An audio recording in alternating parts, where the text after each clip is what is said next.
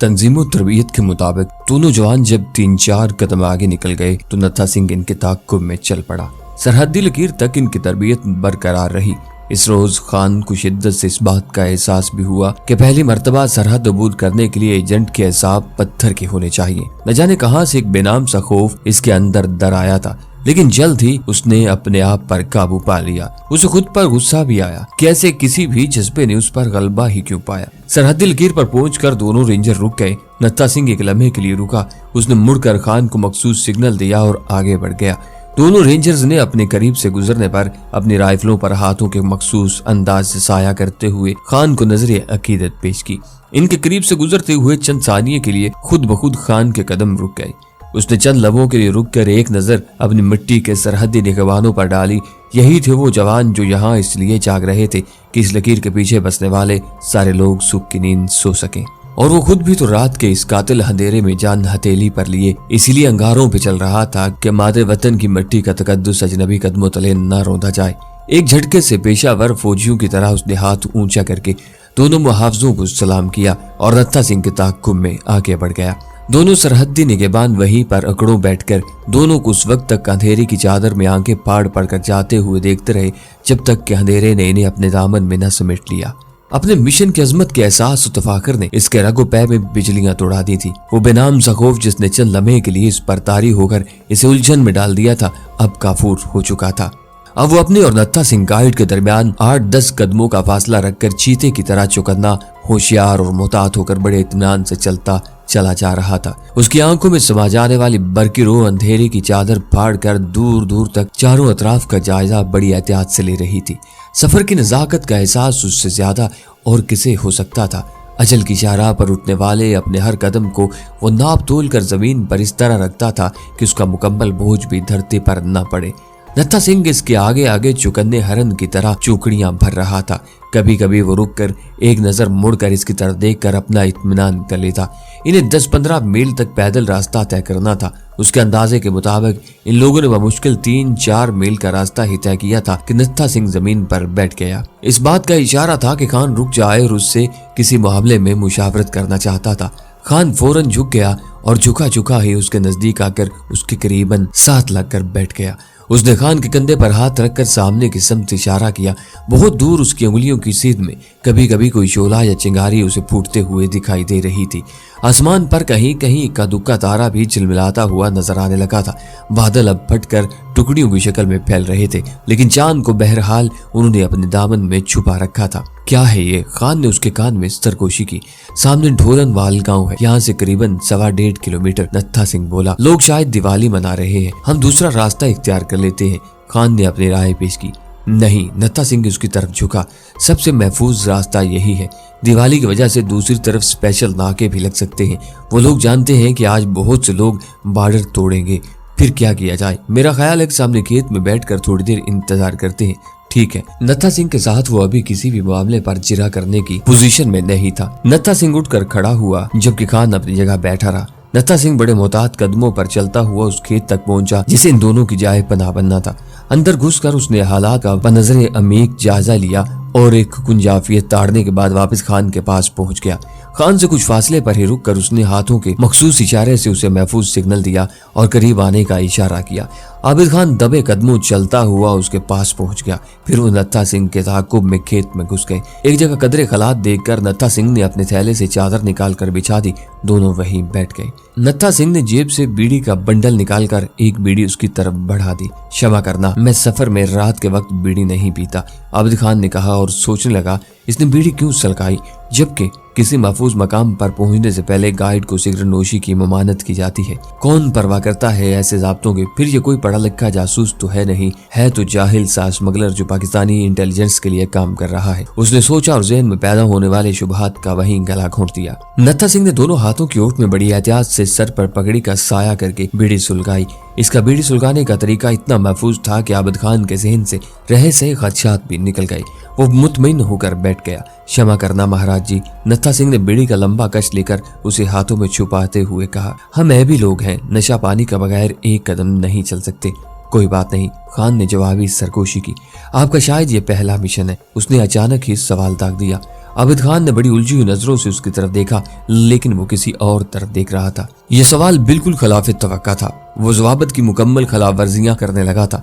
मैं समझा नहीं, क्या कह रहे हो तुम? बुरा मत मानना ऊंकापुरी जी, नत्था सिंह ने शायद इसका मूड पहचान लिया था। हमारा आपका साथ तो अब बड़ा लंबा होगा। ट्रेनिंग की हर बात पर अमल नहीं किया जाता। हमें एक दूसरे को एतमाद में तो लेना ही पड़ता है। मुमकिन है मैं आपके किसी काम आ सकूं, आपकी कोई मदद कर सकूं। बहुत धन्यवादी हूं मैं तुम्हारा नत्था सिंह। आबिद खान की सरगोशी में खासी तलखी थी, लेकिन हम दोनों बहरहाल एक मुआहदे के पाबंद हैं और मेरे ख्याल से बेहतर यही है कि हम मुआहदे का एहतराम करें। ठीक है महाराज जी, ठीक है, जैसे आपकी इच्छा। बड़ी मकारी से उसने बात का पांसा पलट दिया था। दोनों तकरीबन आध घंटा खामोश बैठे रहे। मेरे ख्याल में अब चलना चाहिए, खान ने कहा। ठीक है पूरी साहब, नत्था सिंह ने कहा और उठ खड़ा हुआ। दोनों बाहर आ गए। ढोलन वाल की रोशनियां जूं की तूं बरकरार थीं। नत्था सिंह किसी सोच में पड़ गया। वो दोनों जंगली घास के एक वसी सिलसिले के बीच खड़े थे जो इनके इर्द गिर्द मीलों तक फैलता चला गया था। मैं जरा हालात का जायजा ले लूं, नत्था सिंह ने अचानक ही किसी फैसले पर पहुंचते हुए कहा। यार किस चक्कर में पड़ गए हो? हम कोई दूसरा रास्ता अपना लेते हैं। खान ने बेतकल्फी से अपने और इसके दरमियान पैदा होने वाले तनाव को कम करना चाहा। पूरी साहब, आपको मिक्सर तक पहुंचाना मेरी जिम्मेदारी है, उसने फैसला कुन लहजे में खान को वार्निंग दी। वाकई वो मिक्सर तक इसकी अतात कम अज कम उस हद तक करने का पाबंद था कि इसी रास्ते पर सफर करे जिसका इंतखाब नत्था सिंह करे। खान चुपका हो रहा। तुम यहाँ इस बुर्जी के पास बैठो, नत्था सिंह ने एक बुर्जी की तरफ इशारा किया। मैं आधे घंटे तक लाजमन वापस आ जाऊंगा। मेरे ख्याल से रात इसी गाँव में गुजार लेते हैं, यहाँ मेरे जोटीदार मौजूद हैं। वो जाने के लिए मुड़ा, लेकिन फिर रुक कर खान के नजदीक बैठ गया। एक चक्कर चलाना पड़ेगा, उसने सरगोशी की। खान ने पूछा, क्या? ढोलनवाल के बाहर ही मेरे यार केसर सिंह की हवेली है। मैं तुम्हारा तारुफ नई पार्टी की हैसियत से करवाऊंगा। उसे बताऊंगा कि हम माल लेकर जिस पार्टी के लिए आए थे वो लोग इट जहां स्मगलर आपस में मिलाप करके माल का तबादला करते हैं पर नहीं आ सके, और उसे बताऊंगा कि मैंने तुम लोगों को राजी कर लिया है कि माल का मुआवला केसर सिंह से तय कर लें। ये लालच देकर हम उसके पास रात गुजार लेंगे। तुम यूं करो कि मुझे ये अफ्यून दे दो जो तुम्हारे पास है, यही इसे दिखाकर लालच दूंगा और कह देंगे कि बाकी माल सुबह नाका उठने के बाद आदमी लेकर आएगा। सुबह हम इसके बेदार होने से पहले निकल जाएंगे। मैं इसे जरा ज्यादा पिला दूंगा। यूं भी आज दिवाली की रात है, उसने पहले ही पी रखी होगी। एक लम्हे के लिए खान ने कुछ सोचा और अपने थैले से अफीम निकाल कर इसे थमा दी। इस लम्हे इसके लिए सवाए इसके और कोई चारा नहीं था कि वो नत्था सिंह की हर हाँ में हाँ मिलाए और बस। नत्था सिंह को गए 10-15 मिनट होने को आए थे और खान की नसें सोचते सोचते फटने लगी थी। वो अभी तक किसी फैसले पर नहीं पहुंच सका था। बच्चे, ये जो गर्दन के ऊपर कद्दू रखा है ना, जो कुछ है बस इसी में है और इसी से है। वहाँ तुम्हारे लिए कोई मजलिस से आमला नहीं होगी जिसके साथ मशवरा करके तुम किसी नतीजे पर पहुंच सकोगे। बस तुम होगे बच्चे और अल्लाह की जात। किसी भी नतीजे या फैसले पर फौरन पहुंचना होगा और ये तब ही मुमकिन है जब तुम्हारे असाब घबरा कर जवाब न दे जाएं। अपनी जात पर एतमाद और अल्लाह पर भरोसा ही तुम्हारे बेहतरीन हथियार है। बूढ़े सूबेदार मेजर ने उसकी रहनुमाई की। डबल क्रॉस, उसने बड़बड़ाते हुए नफरत से होंठ सुकेड़े। दूसरे इलम में वो बिजली की फुर्ती से बुर्जी अबूर करके दूसरी तरफ पहुंच चुका था। गांव के खेतों की तरफ जाने वाले रास्ते पर जहां से अभी नत्था सिंह गुजर कर गया था, वो हिरन की तरह कलांचे भरता करीबन आधा मील आगे निकल आया था। अगर वो अकेला आया तो ठीक है, वरना उसने सोचा और वहीं दुबक कर बैठ गया। उसकी मुराद जल्द ही बर आई। दूर से आते कदमों की चाप उसके हिसास कानों तक बासानी पहुंच रही थी, लेकिन ये क्या, कदम 2 से बहरहाल ज्यादा थे। नत्था सिंह गद्दार, डबल क्रॉस, उसने दांत पीसे। इब्तिदा ही में नामुवाफिक हालात ने उसे खौफजदा करने के बजाय उसकी सलाहियतों को जिला बख्शी थी। पहले तो उसने चुपचाप यहाँ से निकल जाने का सोचा, लेकिन फिर रुक गया। वो नत्था सिंह को माफ नहीं कर सकता था। आने वाले 3 थे। 2 ने राइफलें उठा रखी थी। इनका ताल्लुक BSF बॉर्डर सिक्योरिटी फोर्स से था।